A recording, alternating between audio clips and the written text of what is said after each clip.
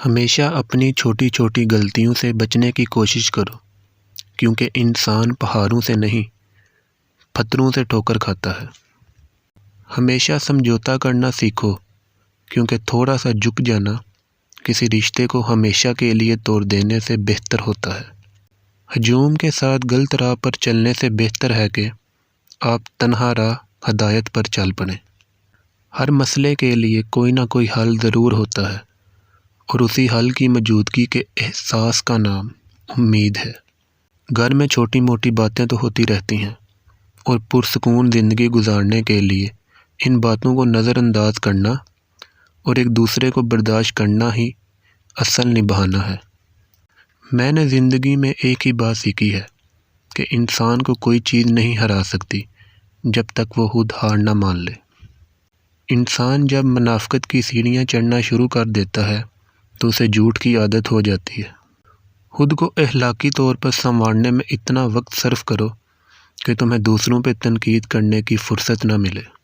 زندگی مسلسل امتحان ہے، یہاں 10 بار گرنے کے بعد 11ویں بار اٹھ جانا کا نام کامیابی ہے۔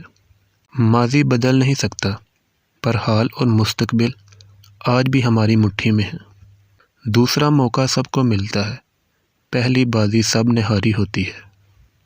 کامیاب لوگ کبھی پیچھے مڑ کر نہیں دیکھتے کہ زندگی میں پہلے کیا ہوا، وہ صرف دیکھتے ہیں جو انہوں نے کرنا ہوتا ہے۔ غلطیاں نہیں کریں گے تو پتہ کیسے چلے گا کہ کون کون ہمارے گرنے کا انتظار کر رہا ہے۔ ڈرنے والوں کو ہی لوگ ڈراتے ہیں، ہمت دکھاؤ، اچھے سر جھکاتے ہیں۔ اکثر ایک حد تک درد سہنے کے بعد انسان خاموش ہو جاتا ہے، پھر نہ کسی سے شکایت کرتا ہے اور نہ ہی کسی سے امید رکھتا ہے۔ خود پر یقین ہونا چاہیے، سہارے ہی تو بے سہارا کرتے ہیں۔ خاموش بیٹھے ہیں تو لوگ کہتے ہیں اداسی اچھی نہیں، ذرا ہنس لو تو وجہ پوچھ لیتے ہیں۔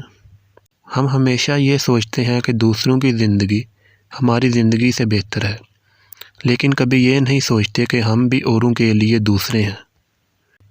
مطلب کی دنیا تھی، چھوڑ دیا سب سے ملنا، ورنہ یہ چھوٹی عمر سے عمر تنہائی کے قابل نہ تھی۔ رشتے تو ہمیں اسی روز مل جاتے ہیں جس دن ہم اس دنیا میں آتے ہیں، لیکن ان رشتوں سے محبت تب ہی ملتی ہے جس دن ہم اس دنیا سے چلے جاتے ہیں۔